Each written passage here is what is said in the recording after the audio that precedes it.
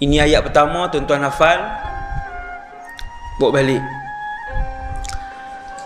Fadhkuruni adhkurkum. Siapa ingat aku ingat dia.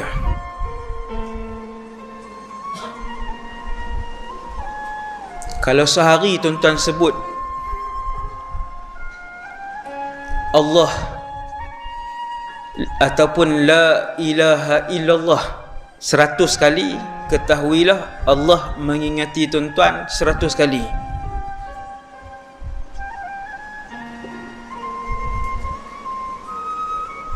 Allah sebut nama kita di sisinya, ya. Subhanallah. 2 perkataan je semua orang boleh hafal malam ni.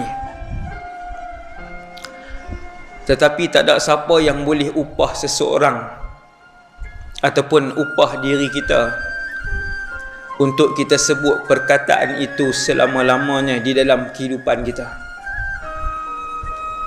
Orang mai dekat kita bagi RM10,000 sebulan untuk kita sebut la ilaha illallah sehari 1,000 sampai akhir hayat.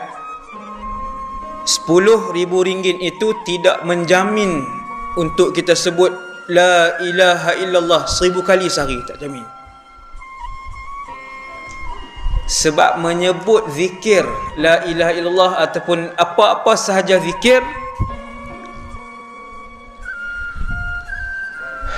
benda tu tidak boleh dibayar dengan wang ringgit ataupun pangkat.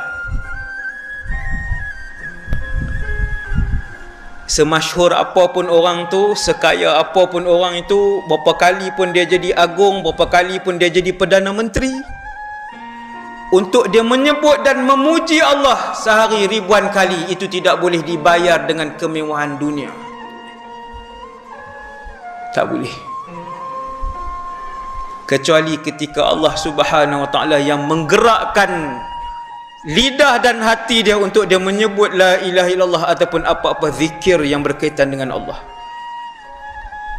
Maksudnya dia ada kena mengena dengan izin dan hidayah daripada Allah Subhanahu Wa Ta'ala.